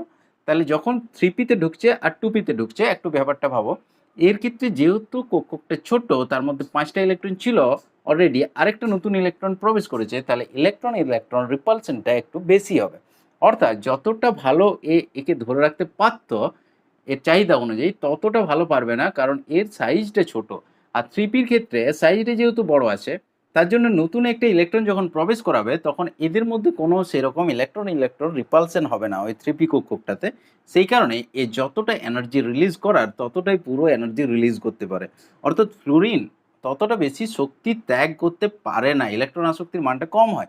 অর্থাৎ ইলেকট্রন আসক্তি তো আগেই বলেছিলাম খেয়ে হজম করার ব্যাপার, ফ্লোরিন কিন্তু অতটা বেশি খেয়ে হজম করতে পারছে না, অর্থাৎ যতটা এনার্জি রিলিজ করার কথা ততটা এনার্জি রিলিজ করতে পারছে না। তুলনামূলক ক্লোরিন বেশি এনার্জি রিলিজ করতে পারছে, যে কারণে ইলেকট্রন আসক্তির মানটা ক্লোরিনের বেশি হয়। ব্যাপারটা বোঝা গেল? এটা পুরোপুরি কক্ষকের সাইজের কারণে। সেম ঘটনাটাই অক্সিজেন সালফারে ঘটে যায়। অক্সিজেনের থেকে সালফারের ইলেকট্রন আসক্তি বেশি, নাইট্রোজেনের থেকে ফসফরাসের ইলেকট্রন আসক্তি বেশি, বা বোরনের থেকে অ্যালুমিনিয়ামের ইলেকট্রন আসক্তি বেশি। সেম ঘটনা ঘটে। আরেকটা ছোট্ট কোশ্চেন হয়, যেটা হচ্ছে বেরিলিয়াম, তারপরে তোমার ম্যাগনেসিয়াম, ঠিক আছে, নাইট্রোজেন, ফসফরাস, এদের ইলেকট্রন আসক্তি পজিটিভ কেন আসে? না এটা হাফ ফিল্ড ফুল ফিল্ড দিয়ে ব্যাখ্যা করে দিতে পারো। বেরিলিয়াম ম্যাগনেসিয়ামের দেখবে লাস্টে 2s2 আসছে বা 3s2 আসছে, মানে ns2 আসবে, তাহলে ফুল ফিল্ড থাকবে। নাইট্রোজেন ফসফরাস এগুলো দেখাচ্ছি না, এগুলো সব পারবে তোমরা। এদের ক্ষেত্রে দেখবে হাফ ফিল্ড আসবে, ns2np3 আসবে, হাফ ফিল্ড অরবিটাল, তার মানে স্টেবল থাকবে। যখন স্টেবল থাকবে তখন নতুন ইলেকট্রন গ্রহণ করতে চাইবে না, যে কারণে এনার্জি দিয়ে ইলেকট্রন প্রবেশ করাতে হয়। সেই কারণে ইলেকট্রন আসক্তির মানটা পজিটিভ চলে আসে ওদের ক্ষেত্রে। এখানে তোমাদেরকে একটা চার্ট দেখাচ্ছি, দেখো এই চার্টটা তোমাদের বইয়েও দেওয়া আছে, দেখবে এই মানগুলো মুখস্থ করতে হবে না, বিভিন্ন মৌলগুলো একটা পর্যায় বরাবর নেওয়া হয়েছে মৌলগুলো, আর তাদের যে ইলেকট্রন আসক্তি অর্থাৎ ইএ ইলেকট্রন অ্যাফিনিটি বা ইলেকট্রন গ্রহণ এনথালপি তাদের মানগুলো দেওয়া আছে। দেখো পর্যায় বরাবর যখন আমরা যাব lithium, beryllium, boron, carbon, nitrogen, oxygen, fluorine, neon ধীরে ধীরে দেখো মাইনাসের যে ভ্যালুগুলো, মাইনাসের ভ্যালুগুলো বৃদ্ধি পাচ্ছে, ঠিক আছে, মাঝে দুই একটা পজিটিভ হয়ে আছে। দেখো এইটা -60, ঠিক আছে, এইখানে দেখো -83, এটা -122, -141, -328 অর্থাৎ 328, -328 কিলোজুল পার মোল। এখন দেখো এইগুলো তো মাইনাস ভ্যালুগুলো ধীরে ধীরে বৃদ্ধি পেয়েছে, কিন্তু কোথাও কোথাও বেরিলিয়াম, দেখো বেরিলিয়ামটা পজিটিভ হয়ে গেছে, নাইট্রোজেন পজিটিভ হয়ে গেছে, নিয়ন পজিটিভ হয়ে গেছে, দেখতে পেয়েছো এদের ভ্যালুগুলো পজিটিভ চলে আসছে। মানে কি পর্যায় বরাবর বাম দিক থেকে ডান দিকে যখন যাচ্ছ তখন ইলেকট্রন আসক্তি বৃদ্ধি পাচ্ছে, কিন্তু মাঝে মধ্যে ব্যতিক্রম দেখা যাচ্ছে, এবং এই ব্যতিক্রমগুলো কিভাবে ব্যাখ্যা করতে পারবে, এটা দেখবে ফুল ফিল্ড আসবে ইলেকট্রন বিন্যাস করলে, এটা হাফ ফিল্ড আসবে, আর এটা তো নিষ্ক্রিয় গ্যাস, এর তো সব ফিল্ড থাকে একদম, তার জন্য ওদের ইলেকট্রনের প্রতি কোনো চাহিদা থাকে না, তার জন্য বাইরে থেকে এনার্জি দিয়ে ওদেরকে ইলেকট্রন প্রবেশ করাতে হয়, এই কারণে ওদেরগুলো পজিটিভ চলে আসে। আশা করি ইলেকট্রন আসক্তি খুব ভালোভাবেই বুঝতে পেরেছ। যদি কারো কিছু কোশ্চেন থাকে অবশ্যই আমাকে কমেন্ট করে জানাবে। এরপর দেখো তড়িৎ ঋণাত্মকতাতে চলে এসো। তাহলে তড়িৎ ঋণাত্মকতা বা ইলেকট্রন নেগেটিভিটি কি এটা আমরা আগে দেখে নেব। এখন দেখো কোনো একটা মৌল ধরে নিচ্ছি আমরা এ মৌল, এটা দেখো খুব সহজ জিনিস, খুব ছোট্ট জিনিস, একটু ভালো করে বুঝে নাও। এটা নিয়ে রাসায়নিক বন্ধন চ্যাপ্টারে তোমাদের ডিটেলস আলোচনা হবে, কিন্তু এখানে মোটামুটি একটু দেখে রাখো। তাহলে কোনো একটা মৌল এর তড়িৎ ঋণাত্মকতা আমরা দেখব। তাহলে এর সাথে যখন অপর কোনো মৌল বন্ধন করে থাকে সমযোজী এক বন্ধন, ধরো এ আর বি একটা সমযোজী এক বন্ধন করেছে, রাসায়নিক বন্ধন চ্যাপ্টারে আমরা ডিটেলস দেখতে পাবো যে সমযোজী বন্ধন করলে কি হয়। তোমরা অলরেডি জানো একটু আধটু যে এ একটা ইলেকট্রন দেবে আর বি একটা ইলেকট্রন দেবে, তো এই দুটো ইলেকট্রনকে দুজনেই সমভাবে ব্যবহার করবে, তাই তো, এও ব্যবহার করবে আর বিও ব্যবহার করবে, এইটাই হচ্ছে আমাদের সমযোজী বন্ধন, সমযোজী এক বন্ধন, দুটো ইলেকট্রন মানে একটা বন্ধন। তাহলে এর সাথে বি এর যে বন্ধনটা হয়েছে দেখো, তাহলে এর মাঝে দুটো ইলেকট্রন আছে, অর্থাৎ এক জোড়া ইলেকট্রন আছে, এটা বন্ধন ইলেকট্রন জোড়ও বলতে পারি। তাহলে এই বন্ধনে থাকাকালীন এ এ এই দুটো ইলেকট্রনকেই এ আকর্ষণ করছে নিজের দিকে, বিও নিজের দিকে আকর্ষণ করছে, তাই তো, যদি আকর্ষণ না করতো তাহলে তো ওরা বন্ধনে থাকতোই না। তাহলে এই দুটো ইলেকট্রনের প্রতি এরও আকর্ষণ আছে, বি এরও আকর্ষণ আছে, দুজনেই সমভাবে ব্যবহার করছে। এখন এ নিজের দিকে যতটা আকর্ষণ করছে সেটা হচ্ছে এ এর তড়িৎ ঋণাত্মকতা বা ইলেকট্রন নেগেটিভিটি, এটাকে ইএন বলতে পারি, কার না এ এর, ইএন অফ এ, ঠিক আছে, এটা হচ্ছে তড়িৎ ঋণাত্মকতা বা ইলেকট্রন নেগেটিভিটি, ইএন বলতে পারি আমরা। তাহলে এ এর তড়িৎ ঋণাত্মকতা কি, এ যতটা আকর্ষণ করছে, বি এর তড়িৎ ঋণাত্মকতা কি, তাহলে ইলেকট্রন নেগেটিভিটি অফ বি, এটা কি না বি যতটা আকর্ষণ করতে পারছে বন্ধন ইলেকট্রন জোড়টাকে, সেটা হচ্ছে বি এর তড়িৎ ঋণাত্মকতা। ব্যাপারটা বোঝা গেছে? তাহলে আরেকবার আমি বিষয়টা বুঝিয়ে দিচ্ছি তোমাদেরকে, যে কোনো মৌলের একটা পরমাণু সমযোজী এক বন্ধনে থাকাকালীন বন্ধন ইলেকট্রন জোড়কে যতটা নিজের দিকে আকর্ষণ করতে পারে সেটাই হচ্ছে তার তড়িৎ ঋণাত্মকতা। ব্যাপারটা বোঝা গেল? ইলেকট্রনকে যতটা আকর্ষণ করতে পারছে, অর্থাৎ এইটা হচ্ছে শুধুমাত্র চাহিদাটা। ইলেকট্রন আসক্তিটা কি বলেছিলাম, যে খেয়ে হজম করার ব্যাপার, কিন্তু এটা শুধুমাত্র দেখো টানছে, অর্থাৎ আকর্ষণ করছে, এটা সেই ঝোঁক করা, ছোট ছেলে ঝোঁক করার ব্যাপারটা বলেছিলাম না, এটা হচ্ছে শুধু ঝোঁক করার ব্যাপারটা, ইলেকট্রনটাকে চায় আর কি, টেনে রাখছে। তাহলে যার যতটা আকর্ষণ থাকবে তার ততটা ইলেকট্রন নেগেটিভিটি থাকবে, অর্থাৎ তড়িৎ ঋণাত্মকতা থাকবে। তাহলে তড়িৎ ঋণাত্মকতারও আমরা পিরিয়ডিক ট্রেনটা দেখে নেবো, অর্থাৎ পর্যায় বরাবর যদি যায় তাহলে কিরকম পরিবর্তন হবে, আর শ্রেণী বরাবর গেলে কিরকম পরিবর্তন হবে। তোমরা বুঝতেই পারছো মনে হয়। দেখো যত আমরা পর্যায় বরাবর বাম দিক থেকে ডান দিকে যাচ্ছি তত কি হবে, পরমাণুর সাইজটা ধীরে ধীরে ছোট হয়ে যাচ্ছে, কিন্তু নিউক্লিয়াসের চার্জটা বাড়ছে, ঠিক আছে, যত বাম দিক থেকে ডান দিকে যাবে নিউক্লিয়াসের চার্জটা বাড়বে, সাইজটা ছোট হয়ে যাবে। তাহলে এই নিউক্লিয়াসটা বাইরের কক্ষের ইলেকট্রনের প্রতি আকর্ষণটা বেশি থাকবে, অর্থাৎ যখন বন্ধন গঠন করবে তখন ছোট পরমাণুটা ওই বন্ধন ইলেকট্রন জোড়ের প্রতি চাহিদাটা ওর বেশি থাকবে, তাহলে আকর্ষণ যত বেশি হবে তড়িৎ ঋণাত্মকতাও বৃদ্ধি পাবে, তাই তো। ইলেকট্রন নেগেটিভিটির ক্রমটা আমরা যদি দেখি বাম দিক থেকে ডান দিকে গেলে বৃদ্ধি পাচ্ছে, এবং এই বৃদ্ধিটা খুব স্মুথলি ঘটে।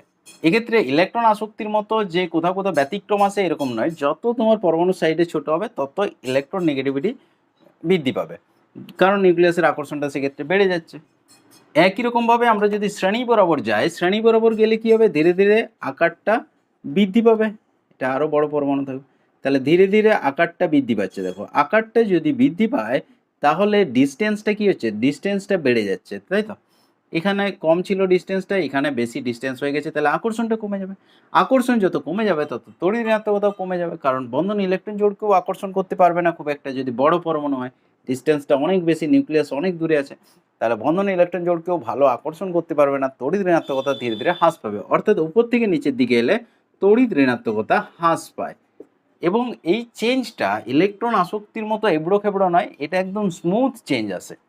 তোমাদেরকে এই স্মুথ চেঞ্জটা একটা উদাহরণ দিয়ে আমি বুঝিয়ে দিচ্ছি। দেখো যেগুলো হচ্ছে লিথিয়ামের এই যে পর্যায়টা, অর্থাৎ গ্রুপ পর্যায় 2 এর, পর্যায় 2 এর যে মৌলগুলো আছে এদের মধ্যে চেঞ্জটা এতটাই রেগুলার ঘটে, খুব দারুণভাবে ঘটে। দেখো তবে অন্য পর্যায়গুলোর ক্ষেত্রে অতটা রেগুলার নয়, কিন্তু দেখো খুব সুন্দরভাবে ঘটে। এক্ষেত্রে আরেকটা বিষয় বলে রাখি যে তড়িৎ ঋণাত্মকতার কিন্তু অ্যাবসোলিউট যে ভ্যালুটা, প্রকৃত যে পরীক্ষালব্ধ মান কিন্তু নির্ণয় করা যায় না, পরীক্ষা করে নির্ণয় করা যায় না, কারণ বন্ধনের মধ্যে তার ইলেকট্রন জোড়কে আকর্ষণ করার ক্ষমতা বুঝতেই পারছো, এটা পরীক্ষা করে ডাইরেক্ট নির্ণয় করা যায় না। এর বিভিন্ন স্কেল আছে, শুধু থিওরিটিক্যালি মেজার করা যায়। ইলেকট্রনের প্রতি চাহিদাটাকে বোঝার জন্য এটা করা হয়েছে। যেমন হচ্ছে পাউলিং স্কেল আছে, মলিকান স্কেল আছে, অনেকগুলো স্কেল আছে, পরে তোমরা পাবে। আমরা শুধুমাত্র পাউলিং স্কেলেরটা দেখবো, পাউলিং স্কেলটাই বেশি প্রচলিত। তাহলে লিথিয়ামের তড়িৎ ঋণাত্মকতা পাউলিং স্কেলে হচ্ছে 1। আচ্ছা বেরিলিয়ামের হচ্ছে 1.5, এরকম মানগুলো আছে।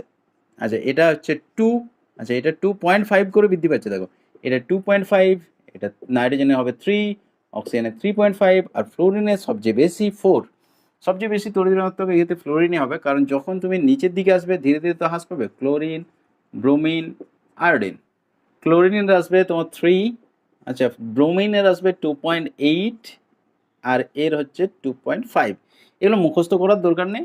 ফ্লোরিনেরটা মুখস্থ একটু রাখতে পারো মনে। ফ্লোরিনের 4 দেয়, অর্থাৎ যেটা পাউলিং স্কেল ছিল সেই স্কেলটাই করা হয়েছে এরকমভাবে যে ফ্লোরিনকে একটা র্যান্ডাম সংখ্যা 4 দেওয়া হয়েছে। ফ্লোরিনটা সবচেয়ে বেশি তড়িৎ ঋণাত্মক দেখা গেছে।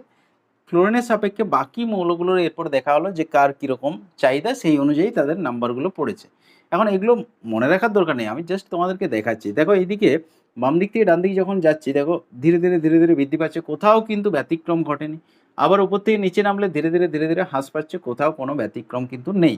তাহলে তড়িৎ ঋণাত্মকতা হ্যালোজেনগুলোর যদি ক্রম পড়ে, এটা পড়ে কিন্তু মাঝে মধ্যে, তাহলে ফ্লোরিনের সবচেয়ে বেশি, তারপরে ক্লোরিন, তারপরে ব্রোমিন, তারপরে আয়োডিন, খুব স্মুথ। দেখো এক্ষেত্রে ফ্লোরিনে কেন সবচেয়ে বেশি হচ্ছে, কারণ এটা শুধুমাত্র চাহিদার ব্যাপার। তড়িৎ ঋণাত্মকতাটা আমি বললাম না, ওই যে ছোট ছেলে বড় ছেলে, ছোট ছেলে দেখবে বেশি ঝোঁক করে, ঠিক আছে, তাহলে তার তড়িৎ ঋণাত্মকতা বেশি, তার ঝোঁকটা বেশি, তার ইলেকট্রন নেগেটিভিটি বেশি, সে খেয়ে হজম করতে পারবে না। ইলেকট্রন অ্যাফিনিটি অত বেশি নয়, অর্থাৎ ইলেকট্রন আসক্তিটা কিন্তু ক্লোরিনের বেশি আসবে, কিন্তু এর ঝোঁকটা বেশি আছে।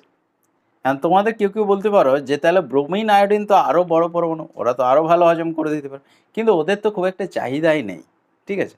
যত তুমি নিচের দিকে আসবে তত নিউক্লিয়াস আর সর্ববহিষ্ঠ কক্ষের মধ্যে দূরত্বটা অনেক বেড়ে যাবে, আকর্ষণটাই কম থাকবে। যেহেতু আকর্ষণটা কম থাকছে তাহলে ওদের তো খেয়ে হজম করার কোনো গল্পই নেই, অর্থাৎ ইলেকট্রন আসক্তি বেশি হওয়ার তো কোনো জায়গাই নেই। এরপরে আমরা চলে আসছি আমাদের লাস্ট টপিক আজকের, যেটা হচ্ছে কর্ণ সম্পর্ক বা ডায়াগোনাল রিলেশনশিপ। ব্যাপারটা কীরকম দেখো, যে পর্যায় সারণীতে বিশেষ করে প্রথম আর দ্বিতীয় হ্রস্ব পর্যায়, অর্থাৎ যেগুলো ছোট পর্যায় আছে, একদম অতি হ্রস্ব পর্যায়টা বাদ দিয়ে, অর্থাৎ হাইড্রোজেন হিলিয়ামের যে গ্রুপ পর্যায় 1টা বাদ দিয়ে, পর্যায় 2 আর পর্যায় 3 এই দুটোর মৌলগুলো যেগুলো আছে, lithium, beryllium, boron, carbon, nitrogen, oxygen, fluorine, আর এর নিচে আছে sodium, magnesium, aluminium, silicon, phosphorus, sulphur, chlorine, এই যে মৌলগুলো, এদের ক্ষেত্রে আমরা দেখতে পাবো বলছে কোনাকুনি অবস্থিত যে মৌলগুলো। আচ্ছা আমি এখানে লিখে দিচ্ছি সবচেয়ে ভালো, তাহলে বুঝতে তোমাদের সুবিধা হবে। ধরো পিরিয়ড পিরিয়ড আমাদের 2, পিরিয়ড 2 এর যে মৌলগুলো আছে, আর পিরিয়ড 3 এর যে মৌলগুলো আছে, পিরিয়ড 2 অ্যান্ড পিরিয়ড 3, এই যে মৌলগুলো, যেমন পিরিয়ড 2 এর কে কে আছে, লিথিয়াম, আচ্ছা এটা নাম্বার 3, আচ্ছা লিথিয়াম, আমি পরমাণু ক্রমাঙ্কগুলোও লিখে দিচ্ছি সবচেয়ে ভালো হবে। Beryllium number 4, boron number 5, carbon number 6, nitrogen 7, oxygen হচ্ছে 8, আর ফ্লোরিন হচ্ছে 9। আচ্ছা ঠিক আছে, এরপরে পিরিয়ড 3 এরগুলোও দেখে নেওয়া যাক। যেমন হচ্ছে প্রথমে পাবো আমরা সোডিয়াম, সোডিয়াম হচ্ছে 11, ম্যাগনেসিয়াম এটা 12, অ্যালুমিনিয়াম 13, আচ্ছা সিলিকন 14 থাকবে, 15তে আছে ফসফরাস, 16তে হচ্ছে সালফার, আর 17তে হচ্ছে ক্লোরিন। এই যে দুটো পর্যায়ের মৌলগুলো রয়েছে পিরিয়ড 2 এবং পিরিয়ড 3 এর ক্ষেত্রে বলছে যে কোনাকুনি অবস্থিত যে মৌলগুলো, কোনাকুনি বলতে এই প্রথম যে পর্যায়টা মানে দ্বিতীয় পর্যায়ের একটা মৌলের সাথে তার পরবর্তী পর্যায়ের পরবর্তী গ্রুপের যে মৌলটা এইরকমভাবে কোনাকুনি, এই দিক নয় কিন্তু, শুধু এই দিকে এইরকমভাবে যে কোনাকুনি মৌলগুলো, এদের বলছে ধর্মের কিছু সাদৃশ্য দেখা যায়, অর্থাৎ ধর্মের মিল পাওয়া যায়। মানে যদিও দেখো এরা আলাদা আলাদা গ্রুপের হয়ে যাচ্ছে, লক্ষ্য করে দেখেছো, এটা হচ্ছে গ্রুপ 1A, ঠিক আছে, এটা হচ্ছে গ্রুপ 2A, এরকমভাবে যাচ্ছে। এটা আমরা বলতে পারি 3A, সব গ্রুপগুলো এখানে দেখিয়ে দিচ্ছি। এটা হচ্ছে 4A, তারপরে আসছে 5A, তারপরে 6A আর 7A, তাই তো, 6A আর 7A। এই যে গ্রুপগুলোর মৌলগুলো একই গ্রুপেরগুলো আমরা জানি ইলেকট্রন বিন্যাস একই হয়, তাদের ধর্মগুলো সেম হয়, কিন্তু এক্ষেত্রে দেখো একই গ্রুপের নয়, এগুলো কোনাকুনি অবস্থিত, এদেরও ধর্মের বলছে মিল পাওয়া যাচ্ছে এবং খুব বেশি সাদৃশ্য দেখা যাচ্ছে। এটাকেই আমরা বলছি পর্যায় সারণী কর্ণ সম্পর্ক, এবং এটা শুধুমাত্র 2 নম্বর আর 3 নম্বর পিরিয়ডেই হয়। কেন কর্ণ সম্পর্ক বলছি না, দেখো এটা যদি একটা কল্পিত চতুর্ভুজ ভাবো, অর্থাৎ লিথিয়াম, বেরিলিয়াম, ম্যাগনেসিয়াম, সোডিয়াম এই মৌলগুলো দিয়ে, তাহলে কল্পিত একটা চতুর্ভুজের কোনাকুনি অবস্থিত দুটো মৌল, অর্থাৎ কর্ণ বরাবর যে দুটো মৌল আছে, এই দুটো মৌলের মধ্যে রাসায়নিক ধর্ম বা ভৌত ধর্মের বিভিন্ন মিল পাওয়া যাচ্ছে, তার জন্য এটাকে বলা হচ্ছে কর্ণ সম্পর্ক বা ডায়াগোনাল রিলেশনশিপ। এটার থেকে অনেক সময় পরীক্ষাতে কোশ্চেন দেওয়া থাকে, অর্থাৎ কোনো একটা মৌল তোমাকে বলে দিল, ধরো লিথিয়াম, লিথিয়ামের সাথে কর্ণ সম্পর্ক দেখাবে কোন মৌলটা, ঠিক আছে, এরকম দিয়ে দিতে পারে, বা বেরিলিয়ামের সাথে কর্ণ সম্পর্ক দেখাবে কোন মৌলটা। এক্ষেত্রে দেখো পুরো ছবিটা এঁকে তোমরা খুব সহজেই দেখতে পেয়ে যাবে, তার জন্য নয়, কিন্তু এরকমভাবে একটা ছবি আঁকা একটা শর্ট কোশ্চেনের জন্য, যেটা খুব টাইম সাপেক্ষ ব্যাপার হয়ে যাবে, যে কারণে একটা শর্ট ফর্মুলা বলে দিচ্ছি কর্ণ সম্পর্কের জন্য। এটা লিখে রাখতে পারো খাতায়, যে একটি মৌল যার সাথে কর্ণ সম্পর্ক দেখাবে +9 যদি আমরা করে দিই, তাহলে আমরা অপর মৌলটা পেয়ে যাব, মানে পরমাণু ক্রমাঙ্কের ব্যাপার। বুঝতে পারছো বিষয়টা? তাহলে যেমন হচ্ছে বেরিলিয়াম বা লিথিয়ামের যে উদাহরণগুলো আমরা নিলাম, লিথিয়ামের হচ্ছে 3, এটা অলরেডি আমরা জানি, 1 থেকে 20 পর্যন্ত তো তোমাদের করাই আছে, 30 পর্যন্ত করে রাখবে। আচ্ছা, এটা 3, তাহলে 3-এর সাথে 9 যোগ করো, +9 করে দাও, তাহলে 3 আর 9 হচ্ছে 12, তার মানে 12তে কে থাকবে, 12তে হচ্ছে ম্যাগনেসিয়াম। আমাদের পরমাণু ক্রমাঙ্কগুলো তো জানাই আছে, তাহলে 9 যোগ করে দিলেই দেখো অপর মৌলটা আমরা পেয়ে যাচ্ছি। একই রকমভাবে যখন বেরিলিয়ামের ক্ষেত্রে আসছি 4, তাহলে এর সাথে 9 যোগ করো, তাহলে 13 আসবে, 4 আর 9 13, তার মানে অ্যালুমিনিয়াম, অর্থাৎ বেরিলিয়ামের সাথে কর্ণ সম্পর্ক দেখাবে অ্যালুমিনিয়ামের। ব্যাপারটা বোঝা গেছে? যদি 10-এর উপরের কোনো মৌল দেয়া থাকে, ধরো তোমার সিলিকন দেয়া থাকলো, ঠিক আছে, তাহলে কিন্তু তোমাকে 9 বিয়োগ করতে হবে সেক্ষেত্রে, কারণ তার আগের মৌলটার সাথে হবে, এর পরের মৌলটার সাথে তো নয়, অর্থাৎ এই পিরিয়ড 2 আর পিরিয়ড 3 এর মধ্যে থাকছে, তাহলে এই ক্ষেত্রে 9 বিয়োগ করে দাও, অর্থাৎ এর থেকে যদি 9 বিয়োগ করো তাহলে 5 আসবে, 5-এ আছে আমাদের বোরন। ব্যাপারটা বোঝা যাচ্ছে? তাহলে এটা একটু লিখে রাখবে, একটি মৌল +9 সমান অপর মৌল চলে আসবে, কর্ণ সম্পর্কের কোশ্চেন তোমাদের হয়ে যাবে। কর্ণ সম্পর্কের থেকে এরকমই কোশ্চেন আসছে যে কর্ণ সম্পর্ক কি, তারপরে হয়তো একটা দুটো মৌল দিয়ে দিল যে এর সাথে কর্ণ সম্পর্ক কে দেখায়, এর সাথে কর্ণ সম্পর্ক কে দেখায়, তাহলে সেগুলো +9 করে দিলেই তোমরা পেয়ে যাবে।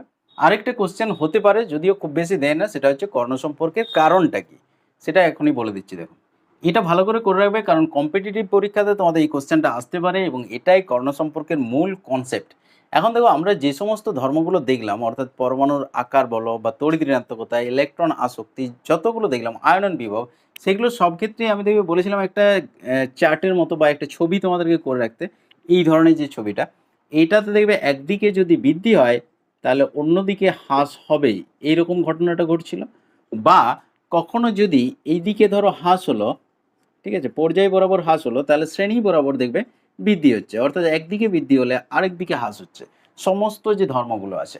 তাহলে আমরা যদি যে কোনো একটা ধরে দেখি, ধরো তড়িৎ ঋণাত্মকতা আজকেই হলো, তার জন্য তড়িৎ ঋণাত্মকতার এক্সাম্পলটাই দিচ্ছি। তাহলে তড়িৎ ঋণাত্মকতা যখন আমরা পর্যায় বরাবর যাব, তখন কোনটা হবে, এইটা হচ্ছে, তাই তো, ইলেকট্রোনেগেটিভিটির চারটা এটা আসবে, দেখবে পর্যায় বরাবর গেলে বৃদ্ধি পাবে, আর শ্রেণী বরাবর গেলে হ্রাস পাবে। অলরেডি আমরা দেখলাম ফ্লোরিনের সবচেয়ে বেশি ছিল। এখন দেখো, তড়িৎ ঋণাত্মকতা যদি আমরা কর্ণ বরাবর আসি, তার মানেটা কি, ধরো লিথিয়াম থেকে আমরা শুরু করছি, কর্ণ বরাবর আসছি, তখন কি হবে না, দেখো যদি আমরা এক ঘর পর্যায় বরাবর ডান দিকে যাই, তারপর এক ঘর নিচে আসি, তার মানে কর্ণ বরাবর আমরা চলে গেলাম। ব্যাপারটা বুঝতে পারছো? কর্ণ বরাবর যাওয়া মানে কি, এক ঘর প্রথমে পর্যায় বরাবর যাচ্ছি বাম দিক থেকে ডান দিকে, তারপরে এক ঘর নিচের দিকে আসছি, তার মানেই তো আলটিমেট আমরা কর্ণ বরাবর পৌঁছে গেলাম। এখন দেখো পর্যায় বরাবর যখন আমরা যাচ্ছি তড়িৎ ঋণাত্মকতা কী হচ্ছে, বৃদ্ধি পাবে। তাহলে কিছুটা বৃদ্ধি হলো যখন পর্যায় বরাবর গেলাম। এরপরে যখন নিচের দিকে আসছি তখন হ্রাস হবে। তার মানে যখন এখানে এলাম তখন আবার কিছুটা হ্রাস হয়ে গেল। এইটা কিছুটা বৃদ্ধি পেল আর এটা কিছুটা হ্রাস হলো। তার মানে দেখো তোমরা বুঝতেই পারছ, যখন এ মৌল থেকে ধরো বিতে যখন আমরা পৌঁছাচ্ছি কর্ণ বরাবর, তার মানে কী হবে, আলটিমেট একই রকম চলে আসবে। একটু বৃদ্ধি পেল তারপরে একটু কমে গেল। তার মানে এ আর বি এর তড়িৎ ঋণাত্মকতা প্রায় সেম চলে আসবে। এরকম সব ধর্মগুলোর ক্ষেত্রেই হয়, শুধু তড়িৎ ঋণাত্মকতা নয়। আমরা যদি পরমাণুর আকারও দেখি, প্রথমে এইদিকে যখন যাবে তখন হ্রাস পাবে, কারণ বাম দিক থেকে ডান দিকে গেলে হ্রাস পায়, উপর থেকে নিচে এলে বৃদ্ধি পায়। তাহলে একটু হ্রাস হলো একটু বৃদ্ধি হলো, তার মানে সেম চলে আসবে। সেই কারণে বলা হচ্ছে যে কর্ণ বরাবর যদি যাও তাহলে সেম চলে আসছে ধর্মগুলো। আবার মৌলের যদি ধর্ম আমরা দেখি তাহলে সেগুলো সব নির্ভর করে এগুলোর উপরেই, তড়িৎ ঋণাত্মকতা, ইলেকট্রন আসক্তি, আয়নন বিভব, পরমাণুর সাইজ বা আকার যেটা আমরা বা ব্যাসার্ধ বলতে পারি, তাদের উপরেই কিন্তু মৌলগুলোর সব ধর্ম নির্ভর করে। তাহলে সেইগুলো যেহেতু একই আসছে, তড়িৎ ঋণাত্মকতা বা পরমাণুর সাইজ, ইলেকট্রন আসক্তি, আয়নন বিভব, এগুলো যেহেতু একই আসছে কর্ণ বরাবর, তার জন্যে মৌলগুলোর ধর্মও কিন্তু একই আসবে। এই কারণে ধর্মের মধ্যে একটা প্রচুর মিল পাওয়া যায়। এটাই হচ্ছে কর্ণ সম্পর্কের কারণ। এখন কারো কারো কোশ্চেন হতে পারে যে তাহলে তার পরবর্তী যে পর্যায়গুলো আছে, অর্থাৎ 4, 5, 6, 7, এই পর্যায়গুলোতে কর্ণ সম্পর্ক কেন দেখাচ্ছে না, শুধুমাত্র 2 নম্বর আর 3 নম্বরেই কেন দেখাচ্ছে? তার কারণ হচ্ছে দেখো, যখনই আমরা 4 নম্বর পর্যায়ে চলে যাচ্ছি তখন ডি অরবিটালটা প্রবেশ করছে, 6 নম্বরে গেলে এফ অরবিটালটা প্রবেশ করছে। এই সন্ধিগত মৌলগুলোর ক্ষেত্রে যে ধর্মের পরিবর্তনটা, অর্থাৎ পরমাণুর সাইজ বলো বা তড়িৎ ঋণাত্মকতা বলো বা যে কোনো ধর্ম, সেগুলোতে কিন্তু আমরা প্রতিনিধি মৌলগুলোর মতো ট্রেন্ড পাবো না। অর্থাৎ প্রতিনিধি মৌলগুলো যেরকম একদিকে বৃদ্ধি একদিকে হ্রাস হচ্ছে, সন্ধিগত মৌলগুলোর ক্ষেত্রে ঠিক ওরকমটা হয় না, একটু আলাদা ধরনের হয়। যে কারণে কর্ণ সম্পর্কটা কিন্তু উপস্থিত থাকে না। যখনই আমাদের প্রতিনিধি মৌল ঢুকে গেল, তার মানে কর্ণ সম্পর্ক আর দেখা যাবে না। তাহলে কর্ণ সম্পর্ক আমাদের এইটুকুই। এখান থেকে মেনলি কোশ্চেন হয় যে কর্ণ সম্পর্ক কী, বা তোমার দু একটা মৌল দিয়ে দিল তার সাথে কর্ণ সম্পর্ক দেখায়, এমন মৌলটা কি হবে, তখন +9 করে দেবে, তাহলেই হয়ে যাবে। এগুলোই আসে কর্ণ সম্পর্কের কারণ, কখনো কখনো আসে, তোমরা একটু করে রাখতে পারো। আচ্ছা, তারপরে তোমাদের বইয়ে দেখবে আছে যে হাইড্রোজেনকে দুষ্ট মৌল বা ভবঘুরে মৌল বলার কি কারণ, এটা তোমরা মাধ্যমিক লেভেল থেকে পড়ে আসছো, তাই জন্য এটা আর করাচ্ছি না এখানে, বইয়ে জাস্ট একটু পড়ে নেবে। মানে হাইড্রোজেনকে গ্রুপ 1-এতেও স্থান দেওয়া যায় আর গ্রুপ 7-এতেও স্থান দেওয়া যায়। তো গ্রুপ 1-এতে স্থান দেওয়ার সাপেক্ষে অনেক যুক্তি তোমাদের দেওয়া আছে, গ্রুপ 17 বা 7-এতে স্থান দেওয়ারও অনেক যুক্তি দেওয়া আছে বইয়ে, 8টা 10টা করে যুক্তি দেওয়া আছে। তোমরা জাস্ট একটা দুটো করে রাখবে, কারণ যদি ইনকেস আসে, বোর্ডের এক্সামে আসতে পারে, তোমাদের কম্পিটিটিভ এক্সামে আসে না, বোর্ড এক্সামে এলে একটা দুটো যুক্তি দিতে বলে, একটা বা দুটো যুক্তি দিতে পারে। হয়তো এমন বললো যে হাইড্রোজেনকে গ্রুপ 1-এতে রাখার সাপেক্ষে তোমরা সপক্ষে 2টি যুক্তি দাও, বা গ্রুপ 17-এ রাখার সপক্ষে 1টি যুক্তি দাও, এরকম কোশ্চেন আছে। তোমরা জাস্ট দুটো করে অন্তত করে রাখবে। আর ওগুলো খুব সহজ আছে, সেই জন্য ওগুলো আর এখানে ইউটিউব চ্যানেলে করাচ্ছি না। যদি কারো খুব অসুবিধা হয় সেক্ষেত্রে কমেন্ট করবে, তখন আমি করিয়ে দেবো। কারণ ওগুলো তো তোমরা মাধ্যমিক লেভেল থেকে করে আসছো, তার জন্য একটু রিডিং পড়ে নেবে, তাহলেই হয়ে যাবে। তাহলে আজকে আমাদের 3টে টপিকস আলোচনা হলো, যেটা পর্যায় সারণীর একদম শেষ ক্লাস বলতে পারো। আজকে আমাদের ক্লাস শেষ হয়ে গেল। নেক্সট দিন থেকে আমরা রাসায়নিক বন্ধন চ্যাপ্টারে চলে যাব। আজকে যে 3টে টপিকস হলো সেগুলো কি কি, ইলেকট্রন আসক্তি, তড়িৎ ঋণাত্মকতা আর এই কর্ণ সম্পর্ক, 3টেই কিন্তু খুব ইম্পর্টেন্ট, খুব ভালোভাবে করে রাখবে। যদি কারো কিছু অসুবিধা থাকে কমেন্ট করবে, আর ক্লাসটা কেমন লাগলো সেটাও একটু কমেন্ট করে জানাবে, সহজ লাগলো না জটিল লাগলো। ঠিক আছে, আজ তাহলে এই পর্যন্তই, দেখা হচ্ছে নেক্সট ভিডিওতে।